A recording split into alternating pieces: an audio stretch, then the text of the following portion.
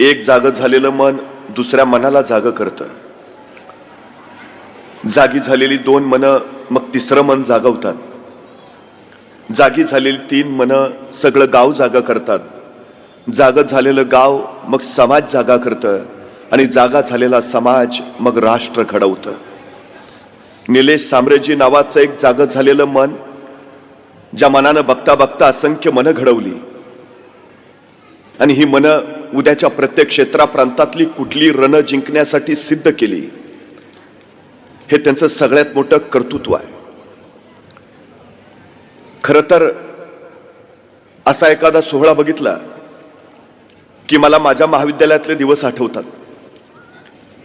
एके दिवशी मी माझ्या महाविद्यालयात गेलो त्यावेळी माझा एक मित्र मला भेटला. म्हटला, तुला कळलं का? म्हटलं, काय? म्हटलं, कॉलेजमध्ये आज माझा सत्कार आहे. मला काही कळेना.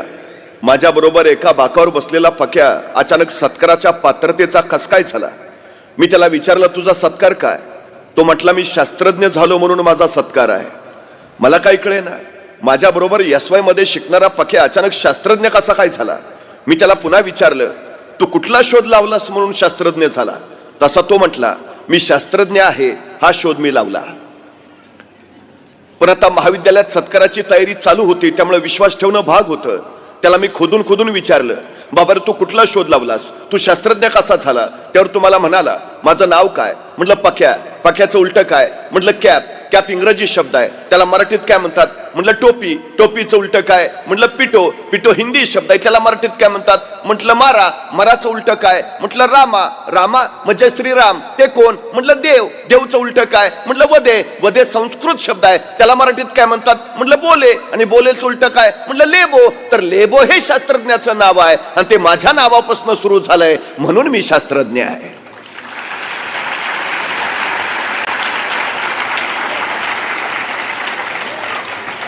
पण मित्रांनो, हाच पक्या आज प्रकाश सावंत या नावानं देशासाठी शास्त्रज्ञ म्हणून काम करतो आहे. ही माझ्या दृष्टीनं आनंदाची आणि अभिमानाची गोष्ट आहे. हेच वय असतं, हाच काळ असतो. याच काळामध्ये प्रेरणा पेरता येतात, याच काळामध्ये उर्मी भरता येतात, याच काळामध्ये मनगट मजबूत करता येतात, मन घडवता येतात. काहीतरी करू पाहण्याची, करून दाखवण्याची, घडवण्याची, घडवू पाहण्याची जिद्द याच काळामध्ये पेरली जाते. आणि हेच विलक्षण कार्य जिजाऊ शैक्षणिक आणि सामाजिक संस्था करते. हे अत्यंत महत्वाचं आहे. मानवी व्यक्तिमत्वाचे संशोधक आणि जीवशास्त्रीय अभ्यासक असं सांगतात की नुकतंच जन्माला आलेलं एखादं नवजात बाळ तुम्ही आम्हाला आणून द्या आणि त्याला काय बनवायचे ते सांगा, आम्ही त्याला ते बनवून देतो. हवं ते बनवता येतं, हवं ते घडवता येतं. तुम्हाला डॉक्टर बनायचं आहे, बनवू शकता. इंजिनियर बनायचं आहे, बनवू शकता. शास्त्रज्ञ बनायचं आहे, बनवू शकता. अभिनेता बनायचं आहे, बनवू शकता. क्रिकेटपटू, नाटककार, जे हवं ते. ओल्या मातीच्या गोळ्याला जर हवा तसा आकार देता येत असेल तर जिवंत हाडामांसाच्या गोळ्याला सुद्धा हवा तसा आकार देता येतो.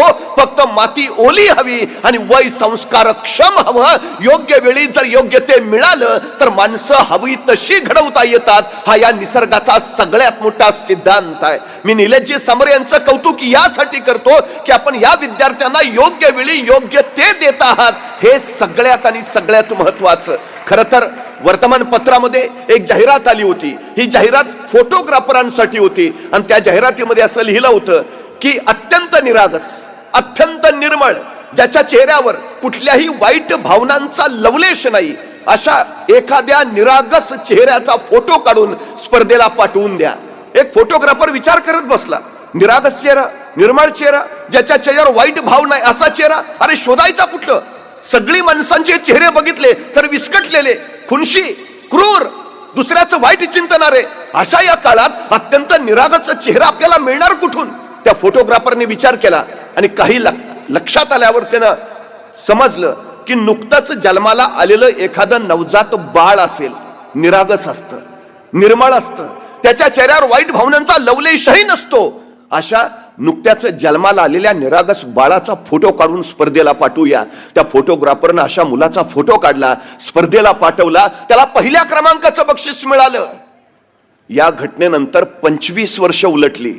25 वर्षानंतर वृत्तपत्रामध्ये पुन्हा एक जाहिरात आली की अत्यंत क्रूर, अत्यंत हिंस्त्र, ज्याच्या चेहऱ्यावर फक्त वाईट आणि वाईट भावनांचंच दर्शन घडतंय, अशा एखाद्या वाईट चेहऱ्याचा फोटो काढून स्पर्धेला पाठवा. तो परत विचार करायला लागला. हल्ली माणसं चेहऱ्यावर मुखवटे घालून फिरतात, आतून किती का वाईट असेना पण चेहऱ्यावर सगळं चांगलंच दाखवतात. अशा दुनियेमध्ये वाईट चेहरा शोधायचा कुठून, आणायचा कुठून, क्रूर कुठं भेटायचा? बराच वेळ विचार केल्यानंतर त्याच्या लक्षात आलं, एखाद्या तुरुंगात एखादा खुनी कैदी असेल, त्याचा चेहरा क्रूर असेल, वाईट असेल, खुनशी असेल. अशा एका कैद्याचा फोटो काढून स्पर्धेला पाठवूया. तो तुरुंगात गेला, अशा एका खुनशी कैद्याचा फोटो त्यांनी काढला जो अत्यंत क्रूर होता आणि तो फोटो स्पर्धेला पाठवला. त्याच्या या फोटोलाही पहिल्या क्रमांकाचं बक्षीस मिळालं, रोख रुपये 1,00,000. ते बक्षीस मिळाल्यावर त्याला असं वाटलं की हे बक्षीस माझ्या एकट्याचं नाही. या बक्षिसामध्ये ज्या कैद्याचा आपण क्रूर म्हणून फोटो काढला त्याचाही वाटा आहे. या बक्षिसातली काही रक्कम आपण त्या तुरुंगातल्या कैद्याला नेऊन दिली पाहिजे. त्या फोटोग्राफरनं आपल्या बक्षिसातले 50,000 घेतले आणि तुरुंगात तो त्या कैद्याला भेटायला गेला. त्याला म्हणाला, तुझा फोटो काढून मला हे बक्षीस मिळालं, त्यातली ही निम्मी रक्कम याच्यावर तुझा अधिकार आहे, मी तुला द्यायला आलोय. त्यावेळी तो तुरुंगातला कैदी म्हणाला, 25 वर्षापूर्वी ज्यावेळी तू माझा अत्यंत निरागस निर्मळ म्हणून फोटो काढलास, त्यावेळी जर हे काम तू केलं असतंस तर त्याच निरागस बाळाचा आज अत्यंत क्रूर म्हणून फोटो काढायची वेळ तुझ्यावर आली नसती. त्याला त्या काळात जे हवं होतं ते मिळालं नाही, त्याच्यावर संस्कार करणारं कुणी भेटलं नाही, त्याला शिकवणारं कुणी आसपास दिसलं नाही. त्याला जगण्यासाठी पैशाची गरज होती, त्यावेळी त्याला कुशीत कुणी घेतलं नाही आणि जगण्याची लढाई करत, संघर्ष करत तो चुकीच्या मार्गावर गेला, वाईट झाला, खुनी ठरला, कैदी झाला. तो कैदी सांगतोय, मला योग्य वेळी जर योग्य ते मार्गदर्शन संस्कारचे हवं ते मिळालं असतं तर माझा आज तुरुंगात कैदी म्हणून फोटो काढायची वेळ तुझ्यावर आली नसती. समरे साहेब, आपण किती मोठं काम करताय आपल्याला माहिती नाही. आपण फक्त मुलं शिक्षित करतात असं नव्हे, आपण समाज घडवत आहात. या मुलांच्या वाट्याला योग्य वेळी योग्य ते देत आहात. जी यातली मुलं कुणी कलेक्टर होईल, कुणी पोलीस प्रमुख होतील, कुणी तहसीलदार होतील, कुणी डॉक्टर होतील, कुणी इंजिनियर होतील, हे जसं आज आम्ही अभिमानानं सांगू शकतो. कदाचित ज्या भागामध्ये तुम्ही काम करता आहात त्या भागामध्ये जर जिजाऊ शैक्षणिक सामाजिक संस्था नसती तर कदाचित त्याच भागातली काही पोरं तुम्हाला तुरुंगात दिसली असती आणि ती सांगत असते, जर आमच्या वाट्याला ही संस्था आली असती तर आज आम्ही असे घडले नसतो.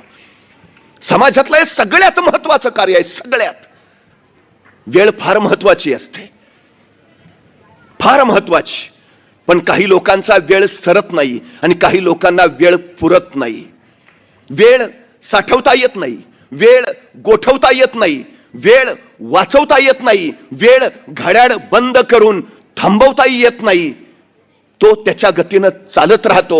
ज्याला वेळेचं मोल आणि महत्व कळालं, ज्यांनी क्षण पकडला, त्या क्षणाची ज्याला संधी करता आली, संधीचं ज्याला सोनं बनवता आलं, त्याला आयुष्य घडवता आलं, ही सगळ्यात मोठी वस्तुस्थिती आहे.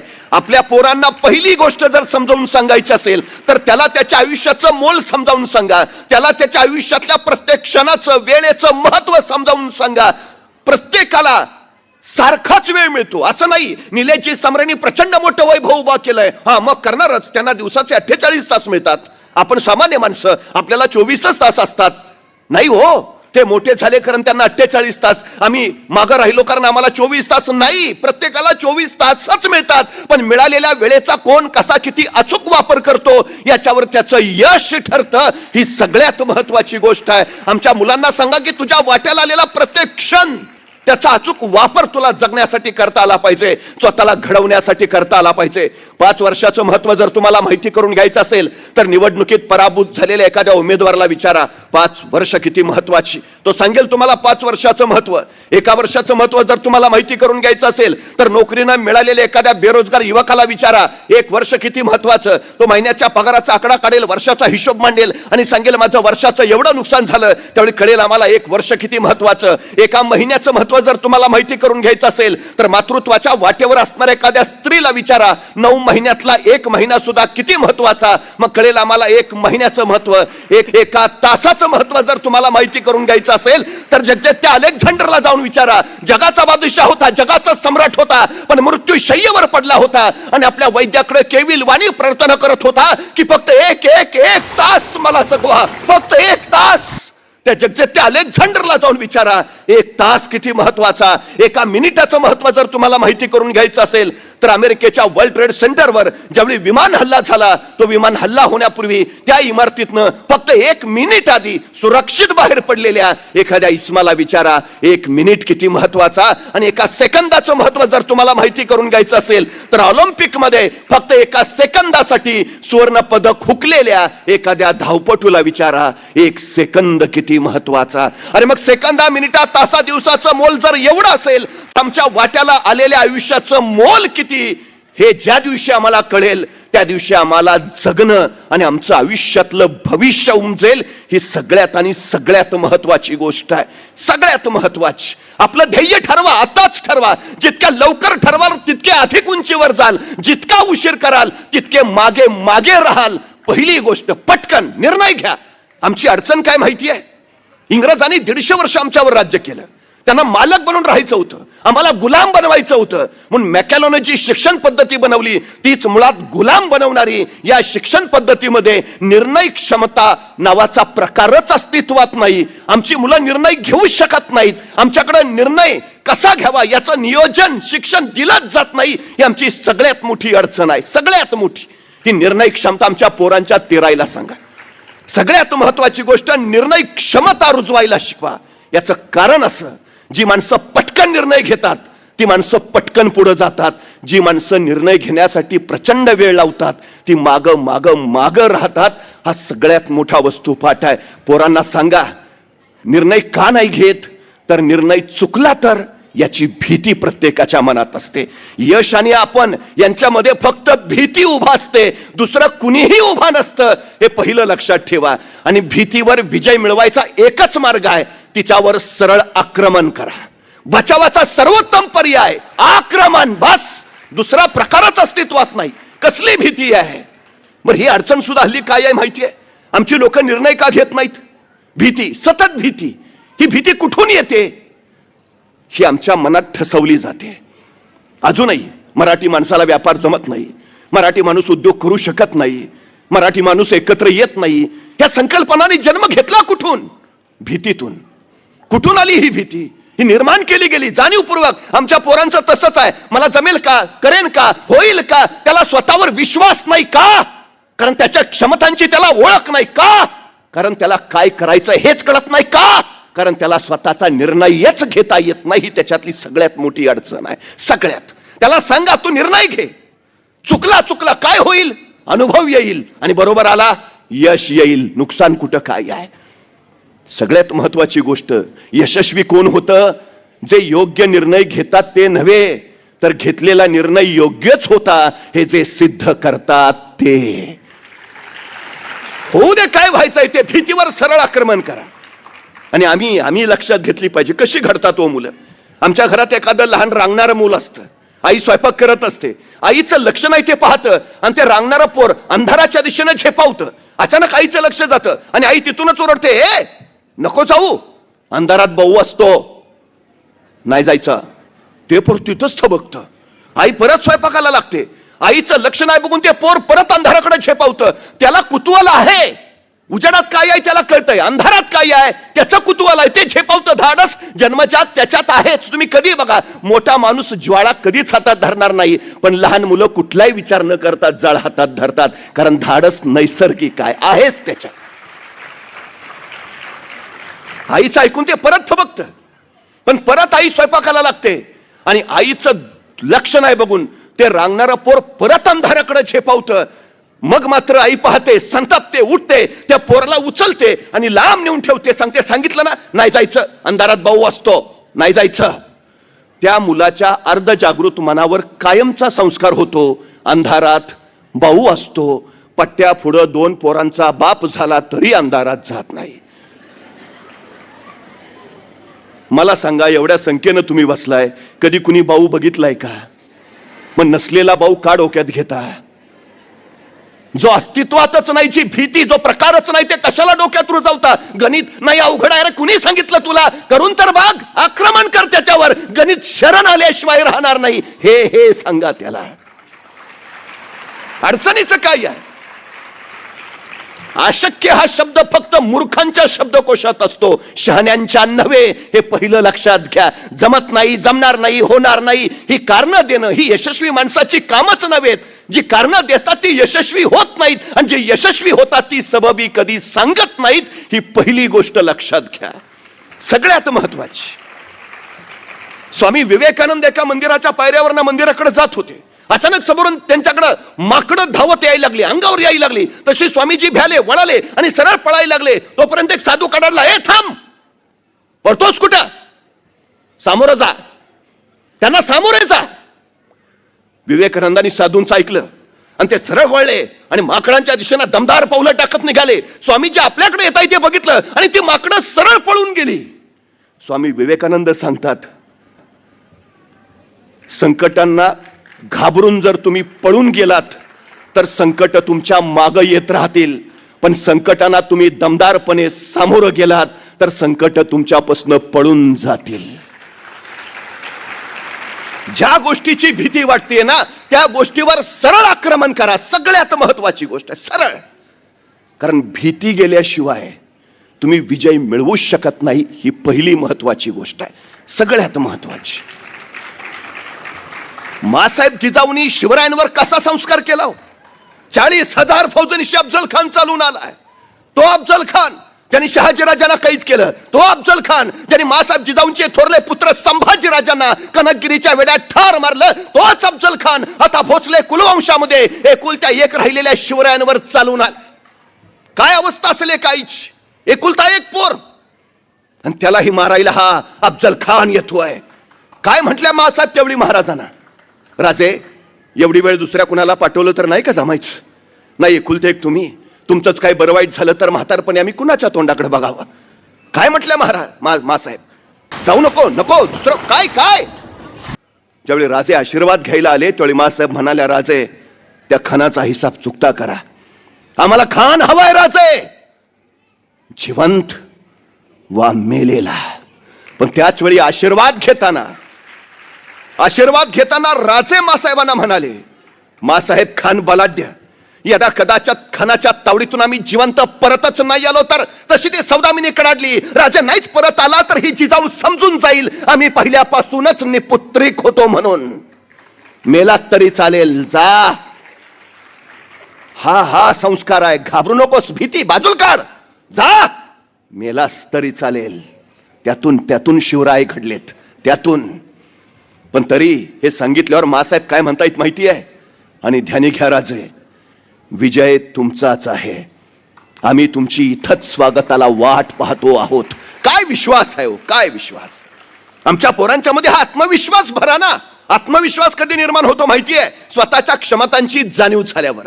क्षमता प्रत्येकाच्या अंगी असते, फक्त क्षमतेचं पात्रतेत रूपांतर करता आलं की मग योग्यता कमावता येते. आमच्या पोरांना जाणीव करून द्या, त्याच्यात काय आहे, सगळं आहे, त्याच्यात काही नाही असं अजिबात नाही. हे पहिलं लक्षात घ्या, सगळं आमच्यात आहे. एक गोष्ट तुम्ही वारंवार ऐकली असेल, हत्तीचं पिलू. माहूत त्याला लोखंडी साखळदंडाने बांधून ठेवतो. हे हत्तीचं पिलू सुटायचा प्रयत्न करतं, निसटायची कोशिश करतं, सगळी शक्ती लावतं, थकतं, दमतं, पण लोखंडी साखळदंड त्याला तोडता येत नाही. शेवटी ते थकून म्हणतं, साखळदंड तोडणं शक्यच नाही, आपण इथून निसटूच शकत नाही. तेच हत्तीचं पिलू पुढं बलाढ्य होतं, अफाट ताकदीचं होतं, मोठमोठाले वृक्ष स्वतःच्या सोंड्यानं उन्मळून टाकतं. पण या बलाढ्य हत्तीला माहूत कधीच साखळदंडाने बांधून ठेवत नाही. तुम्ही कधीही मोठा हत्ती बघा, त्याच्या पायात साखळी फक्त सोडलेली असते, बांधलेली नसते. कुणीतरी माहूताला विचारतो, एवढा बलाढ्य हत्ती तुम्ही त्याला बांधून ठेवत नाही? तसा माहूत म्हणतो, मी त्याला बांधायची गरजच नाही, कारण हत्तीनं स्वतःला बांधून घेतलंय, आपण इथून निसटू शकत नाही. आमच्या पोरांचं होतं काय माहिती आहे? या जगात तुम्हाला बाहेरून कुणी बंधनं घालू शकत नाही. या जगात तुम्हाला बाहेरून कुणी मर्यादा घालू शकत नाही. या जगात बाहेरून तुम्हाला दुसरा कुणीही पराभूत करू शकत नाही. या जगात फक्त तुम्हीच तुम्हाला पराभूत करू शकता, हे पहिलं लक्षात ठेवा. या जगात दुसरं कुणी तुम्हाला विजयी करू शकत नाही. या जगात फक्त तुम्हीच तुम्हाला विजयी करू शकता, हे लक्षात ठेवा. बंधनं नका घालू, मर्यादा घालूच नका. आपण हवं ते करू शकतो, हवं तसं करू शकतो, हवं ते घडवू शकतो. हा विश्वास एकदा उरात येऊ द्या. सगळ्यात महत्वाचं आहे ते सुरुवात करा. सुरुवात करा, जे काही करायचंय सुरुवात करा. रिंगाळत बसायचं नाही, पटकन पटकन निर्णय घ्यायचा आणि कामाला लागायचं. तुम्ही चंद्रयान मोहिमेबद्दल ऐकलंय, मला एका प्रश्नाचं उत्तर द्या. चंद्रावर पहिलं पाऊल कुणी ठेवलं? नील आर्मस्ट्रॉंग. पण खरंच नील आर्मस्ट्रॉंगच चंद्रावर पहिलं पाऊल ठेवणार होता का? याचं उत्तर आहे नाही.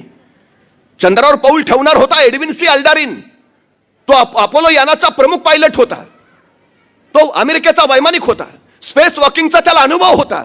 तर नील आर्मस्ट्रॉंग त्याचा सहाय्यक पायलट, तो अमेरिकेचा नौसैनिक होता, त्याला स्पेस वॉकिंगचा अनुभव नव्हता. तो सहाय्यक म्हणून एडविन सी अल्डारिनच्या सोबत दिला होता. हे अपोलो यान ज्यावेळी चंद्रावर उतरलं त्यावेळी नासाच्या स्पेस सेंटरवरनं पहिला संदेश आला, पायलट फर्स्ट. आणि एडविन सी अल्डारिन पुढे झाला आणि चंद्रावर पाय ठेवणार तोच त्याच्या मनात विचारांचा गोंधळ सुरू झाला. मी चंद्रावर पाय ठेवला आणि मी तिथल्या गुरुत्वाकर्षणानं जळूनच गेलो तर, मी चंद्रावर पाय ठेवला आणि त्या वातावरणात मी भरकटलोच तर, मी चंद्रावर पाय ठेवला आणि मी कुठेतरी ओढलाच गेलो तर, तो त्या विचारातच होता. तोपर्यंत नासाच्या स्पेस सेंटरवरनं दुसरा संदेश आला, को पायलट नेक्स्ट. आणि नील आर्मस्ट्रॉंग पुढे झाला आणि कसलाही विचार न करता त्यांनी चंद्रावर पाय ठेवला आणि चंद्रावर पाय ठेवणारा पहिला मानव म्हणून नील आर्मस्ट्रॉंग अजरामर झाला. एडविन सी अल्डारिन मध्ये सगळ्या क्षमता होत्या, सगळी कौशल्य होती, सगळं सामर्थ्य होतं, त्याचा सगळा अभ्यास होता. पण फक्त तो योग्य वेळी निर्णय घेऊ शकला नाही आणि म्हणून तो मागे राहिला आणि पटकन निर्णय घेतला म्हणून नील आर्मस्ट्रॉंग अजरामर झाला.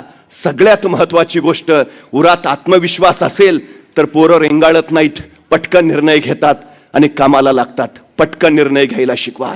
सगळ्यात महत्वाची गोष्ट आहे ती. आणि एकदा निर्णय घेतला की सुरुवात करा, मग मागं पुढे बघायची गरज नाही. सरळ सुरुवात. काही लोक निर्णय घेतात पण सुरुवातच करत नाहीत. सगळ्यात मोठी आमची अडचण आहे ती ही आहे, सगळ्यात मोठी. तुम्हाला माहिती आहे, जो पहिलं पाऊल उचलतो तोच पोचतो. 1000 मैलाचा प्रवास एका पावलानेच सुरू होतो. सुरुवात तर करायला हवी. एका टेकडीच्या पायथ्याशी एक सद्ग्रस्त उभा होता. वेळ मावळतीची, अंधार पडलेला. मी तिथं गेल्यावर त्याला विचारलं, का थांबलाय? तो म्हटला, नाही, डोंगरावर जायचं आहे. म्हटलं, जा ना. मग, नाही, अंधार आहे ना.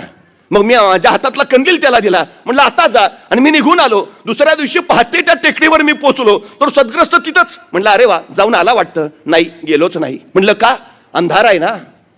अरे मग कंदील दिला होता ना. हो, दिला होता ना, पण त्याचा उजेड फक्त माझ्या पायापुरताच पडतोय, मला किती लांब जायचं आहे.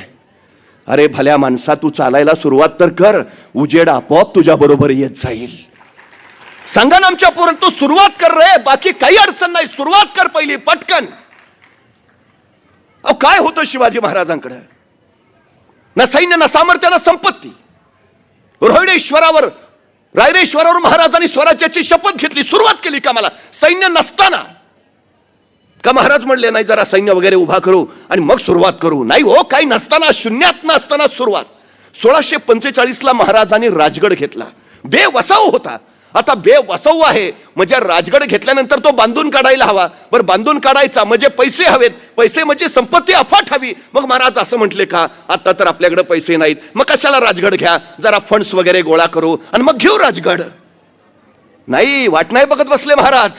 सुरुवात केली. 1645 ला राजगड घेतलाच. 1646 ला त्यांनी तोरणा जिंकला आणि तोरण्याचं बांधकाम करताना महाराजांना सोन्याच्या मोहरांनी भरलेले 7 हंडे सापडले आणि त्या मिळालेल्या संपत्तीतनं महाराजांनी राजगड बांधून पूर्ण केला. महाराज सांगतायत, तुम्ही सुरुवात करा, जगदंबा आशीर्वाद घेऊन तुमच्या पाठीशी उभा असते.